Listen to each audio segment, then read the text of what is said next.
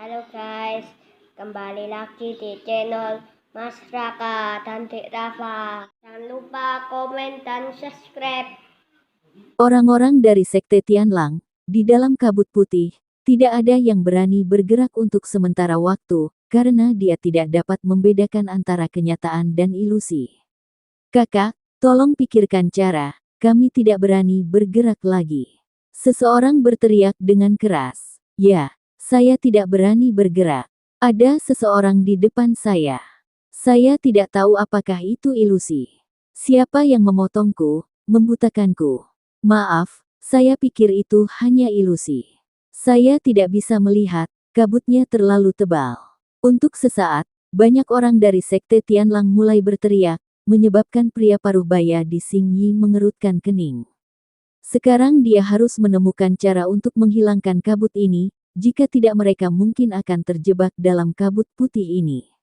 Saya melihat kilatan cahaya dingin di mata pria paruh baya di Xingyi, dan dia benar-benar mengeluarkan labu kecil yang sangat halus dari tangannya. Labu kecil itu diukir dengan bunga yang aneh. Pria paruh baya di Xingyi bertepuk tangan dan menggumamkan sesuatu, dan labu kecil itu mulai membesar. Ketika labu kecil itu seukuran ember, pria paruh baya di Qingyi membuka labu itu, dan kekuatan hisap yang gila melonjak, langsung menyedot kabut putih. Untungnya, aku punya labu yang menelan langit ini, kalau tidak aku akan terjebak di sini. Pria paruh baya di Xingyi mendengus dingin dan melihat labu di tangannya yang memancarkan cahaya ilahi dan terus-menerus menyerap segala sesuatu di sekitarnya. Tanda seru. Segera, semua kabut putih di sekitarnya terserap, dan sekarang semuanya muncul di depan mata kita. Baru pada saat itulah anggota Sekte Sirius menemukan bahwa mereka telah berkeliaran di sekitar tepian, dan ada beberapa mayat anggota Sekte Sirius di tanah. Dan lusinan orang jauhnya, seorang biksu berdiri tak bergerak, memancarkan aura alam kesengsaraan tingkat 6. Kemudian pria paruh baya berpakaian hijau mengalihkan perhatiannya ke Chen Ping dan Luo Xi melihat bahwa mereka hanyalah biksu boji lama dan baru. Pria paruh baya berpakaian hijau itu membuang muka. Menurutnya, Chen Ping dan Luo Xi hanyalah pengikut, guru sebenarnya adalah biksu kelas 6 di alam kesengsaraan. Tanda seru. Kakak, lihatlah senjata-senjata yang berserakan di tanah. Semuanya pasti senjata ajaib. Kita akan mengembangkannya. Seorang anggota Sekte Sirius melihat senjata di tanah dan berteriak dengan semangat. Jangan terlalu senang terlalu dini. Karena pihak lain begitu acuh tak acuh, dia harus bersiap. Kami tidak akan melakukannya. Pria paruh baya berbaju hijau mengerutkan kening dan berkata. Mereka bergegas ke dalam kabut putih dengan linglung, dan akibatnya beberapa orang tewas. Dia tidak bisa gegabah sekarang, karena pihak lain tidak bergerak, itu membuktikan bahwa dia tidak takut pada mereka. Rekan Tao, Anda berasal dari sekte mana? Sekte Tianlang kami tidak ingin menjadi musuh Anda, dan saya harap Anda tidak salah paham. Pria paruh baya berbaju hijau mengambil 2 langkah ke depan dan kemudian berkata kepada biksu tingkat 6 di alam kesengsaraan. Tetapi biksu kelas 6 di alam kesengsaraan tetap tidak bergerak dan bahkan tidak mengucapkan sepatah kata pun, dia tampak seperti sosok kayu. Tetapi aura alam kesengsaraan tingkat 6 di tubuhnya terus-menerus dilepaskan, dan sepertinya sengaja memperingatkan orang-orang dari Sekte Tianlang ini. Kakak laki-laki, orang ini sangat gila sehingga dia mengabaikanmu. Melihat pihak lain tidak berbicara, beberapa anggota Sekte Sirius menjadi marah. Pria paruh baya di Xingyi juga mengerutkan kening dan berkata, Rekan Tao, kami hanya. Berhentilah bicara omong kosong. Aku tidak akan memperhatikanmu bahkan jika kamu tidak melihat tuanku. Keluarlah atau pertahankan hidupmu. Kamu berbunyi bip, apakah kamu takut untuk mengambil tindakan? Sebelum pria paruh baya berpakaian hijau selesai berbicara, Chen Ping berkata dengan nada meremehkan. Luo Xi berbalik dan dengan cepat melirik ke arah Chen Ping. Dia mengerti bahwa Chen Ping mencoba menipu orang-orang dari Sekte Sirius ini. Para biksu transendensi kesengsaraan tingkat 6, yang merupakan tuan mereka, sekarang hanyalah boneka, dengan hanya aura yang keluar dari tubuh mereka, dan mereka tidak memiliki kekuatan sama sekali. Oke, kalau begitu, jangan salahkan aku karena bersikap kasar. Pria paruh baya berpakaian hijau berkata, sambil memegang pedang di tangannya, dia menikam ke arah biksu yang bimbang ke tingkat ke-6. Anggota Sekte Tianlang lainnya juga dengan gugup menatap biksu kelas 6 di alam kesengsaraan, benar-benar melupakan keberadaan Chen Ping dan Luo Xi. Lagi pula, kedua orang itu terlalu lemah, jadi mereka dilupakan. Ketika pria paruh baya di Singyi menikamnya, dia menemukan bahwa lawannya masih tidak bergerak, dan tidak ada ekspresi rasa bersalah di wajahnya. Semakin pihak lain berperilaku seperti ini, semakin besar tekanan pada pria paruh baya di Qingyi. Dia benar-benar tidak tahu apa yang diandalkan pihak lain. Melihat pedang panjang yang ada di hadapannya, masih belum ada gerakan dari lawan, yang membuat pria paruh baya di Qingyi merasa tidak yakin. Bahkan anggota Sekte Sirius yang menonton tampak bingung, bertanya-tanya mengapa pihak lain tidak melawan. Berhentilah berpura-pura. Meskipun tubuhmu tidak bisa dihancurkan, aku akan menembusmu dengan satu pedang. Pria paruh baya berbaju hijau mendengus dingin dan menikamnya dengan keras. Dia mengira pihak lain pasti memiliki tubuh yang tidak bisa dihancurkan, jadi dia sangat percaya diri. Pedang panjang itu langsung menembus tubuh biksu kelas 6 di alam kesengsaraan, langsung menusuk jantungnya. Aura alam kesengsaraan tingkat 6 juga menghilang tanpa jejak pada saat ini. Pada saat ini, pria paruh baya berbaju hijau sedikit tercengang. Dia benar-benar tidak mengerti, apakah kultivator kelas 6 di alam kesengsaraan ini begitu mudah untuk dibunuh. Bahkan anggota Sekte Tianlang lainnya tercengang dan tidak tahu apa yang sedang terjadi. Tetapi ketika pria paruh baya berbaju hijau melihat mata kusam pihak lain, dia tiba-tiba terkejut. Rusak, saya tertipu, ini boneka. Pria paruh baya berbaju hijau tiba-tiba mundur, mencoba mencabut pedangnya. Tapi saat ini, sesosok tubuh telah tiba dengan kecepatan yang sangat cepat, dan kemudian cahaya pedang baru datang. Pada saat kritis, pria paruh baya di seluruh tubuh Qingyi meletus dengan aura turbulen, dan kemudian membentuk penghalang di depannya. Dan sosok itu perlahan menjadi jelas, itu adalah Chen Ping yang memegang pedang pembunuh naga, menebas dengan satu pedang. Pedang pembunuh naga dengan mudah menembus penghalang, tapi saat pedang itu menembus penghalang, tubuh pria paruh baya berbaju hijau hancur. Cahaya pedang melewati pipi dan langsung memotong tangan kanan pria paruh baya berbaju hijau yang sedang memegang pedang. Setelah berteriak, pria paruh baya di Qingyi mundur dengan cepat, tidak peduli dengan senjatanya atau lengannya patah. Petik 2. Melihat ini, semua orang dari Sekte Tianlang buru-buru berlari dan mendukung pria paruh baya berwajah hijau itu. Pria paruh baya berbaju hijau memandang Chen Ping dengan mata dingin. Dia benar-benar tidak menyangka bahwa Chen Ping, seorang biksu tingkat pertama di alam kesengsaraan, akan memiliki keberanian dan kecepatan seperti itu.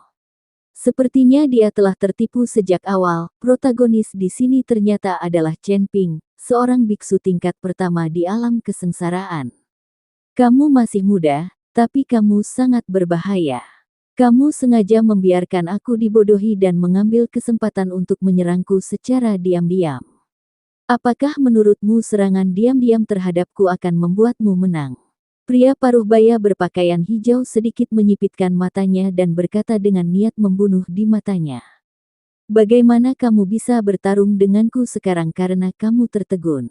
Seperti kata pepatah, tangkap pencurinya dulu dan tangkap rajanya dulu. Tentu saja aku harus menyerangmu dulu.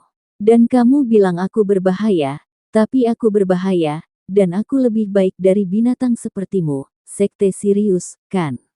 Apa kamu tidak tahu berapa banyak wanita yang telah diurus Gen Naomu? Kata Chen Ping dengan ekspresi muram. Nak, kamu punya nyali, tapi aku sudah mengingatmu.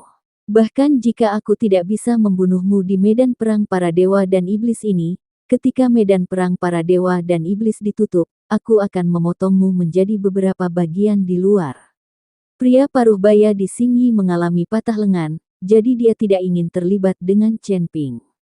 Meskipun ada senjata ajaib di mana-mana di sini, pasti ada harta karun lainnya, tetapi dia tahu bahwa dengan orang-orang seperti mereka dan dia terluka sekarang, harta karun ini akan menjadi bencana.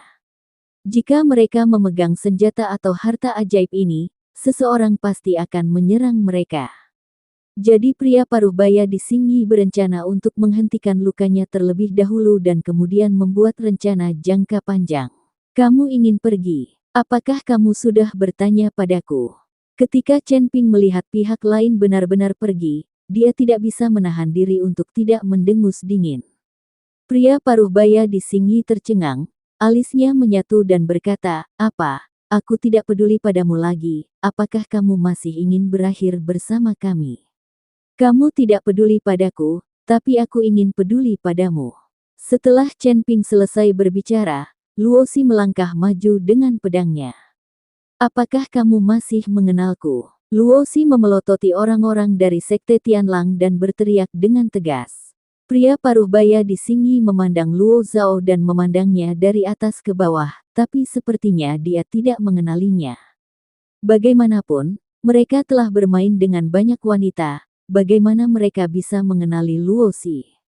Jadi begitu. Pada saat ini, salah satu anggota Sekte Sirius mengenali Luo Xi, dan kemudian membisikkan beberapa kata ke telinga pria paruh baya di Singyi. "Oh, ternyata penyihir kecil itu. Pantas saja aku terlihat familiar, tapi aku tidak bisa mengingatnya. Jika seseorang tidak menyelamatkanmu saat itu, kamu pasti sudah menjadi mainan kami sekarang. Kenapa kamu masih ingin membalas dendam?" Tanda tanya. Pria paruh baya di Singyi berkata dengan sembrono kepada Luo Xi. Luo Xi sangat marah dan hendak bergegas maju. Chen Ping menghentikan Luo Xi dan berkata dengan mata dingin, "Izinkan saya membantu Anda menangani binatang buas ini." "Nak, jangan berpikir kamu bisa mengalahkanku hanya karena lenganku patah. Aku akan memberitahumu betapa kuatnya aku." Pria paruh baya berbaju hijau mencibir, dan tiba-tiba semburan asap merah keluar dari lengannya yang patah. Ini seperti apa yang terlihat setelah penuh darah. Lengan yang terputus tidak jauh dari situ, masih memegang pedang, mulai bergetar, dan akhirnya tiba-tiba terbang dan terhubung langsung kembali. Lukanya juga diberi nutrisi oleh energi spiritual dan sembuh dengan kecepatan yang terlihat dengan mata telanjang. "Aku tidak menyangka kamu benar-benar mampu." Ketika Chen Ping melihat ini, dia tidak bisa menahan diri untuk tidak berkata. "Saya awalnya ingin mencari tempat untuk meregenerasi lengan yang patah. Sekarang Anda mencari kematian, saya tidak punya pilihan selain mengembalikan lengan yang patah itu." Pria paruh baya di Singyi menulis dengan ringan. Semua anggota Sekte Sirius memiliki kemampuan pemulihan fisik yang sangat tidak normal. Saya tidak menyangka Anda Sekte Tianlang memiliki kemampuan seperti itu, tetapi saya akan memotong Anda menjadi beberapa bagian untuk melihat apakah Anda masih memilikinya. Apakah ada cara untuk terlahir kembali?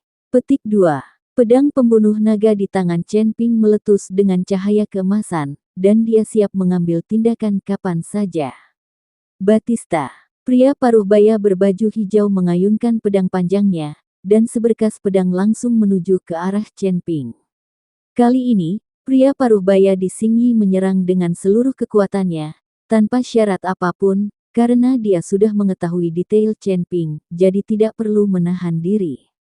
Melihat ini, Chen Ping buru-buru membalikkan tubuhnya ke satu sisi untuk menghindari pukulan tajam, dan kemudian beberapa bintang asli di ruang asli di dalam tubuhnya berkedip pada saat yang bersamaan. Bahkan kristal naga di dada Chen Ping memancarkan cahaya yang menyilaukan. Chen Ping tahu bahwa dia tidak boleh ragu, dia harus membuat keputusan cepat. Chen Ping menunjuk ke arah pedang pembunuh naga di tangannya, dan kekuatan naga dewa bercampur dengan berbagai aura asal dituangkan ke dalam pedang pembunuh naga. Ini, kekuatan macam apa ini? Menakutkan sekali. Astaga, apa itu? Itu naga. Apakah orang ini adalah biksu tingkat pertama di alam kesengsaraan? Dia bukan bos besar yang menyembunyikan identitasnya, kan? Semua orang di Sekte Tianlang merasakan aura yang keluar dari tubuh Chen Ping, dan mereka semua terkejut. Khususnya pada pedang pembunuh naga milik Chen Ping, naga emas perlahan mulai terbentuk. Pria paruh baya di mata Xingyi membelalak ngeri, dia buru-buru mengayunkan pedang panjangnya dan mengirimkan beberapa sinar cahaya pedang ke arah Chen Ping, sementara dia dengan cepat mundur dan menjauhkan dirinya dari Chen Ping. Aura berbahaya ini membuatnya gugup. Karena aura semacam ini tidak seperti yang bisa dipancarkan oleh biksu tingkat pertama di alam kesengsaraan, jelas sekali bahwa Chen Ping menyembunyikan kekuatannya. Namun kekuatan tersembunyi menghalangi mereka untuk menemukannya sama sekali, yang membuktikan bahwa kekuatan Chen Ping jauh lebih unggul dari mereka. Pantas saja mereka ingin pergi, namun Chen Ping menghentikan mereka untuk pergi. Ternyata mereka berpura-pura menjadi babi untuk memakan harimau.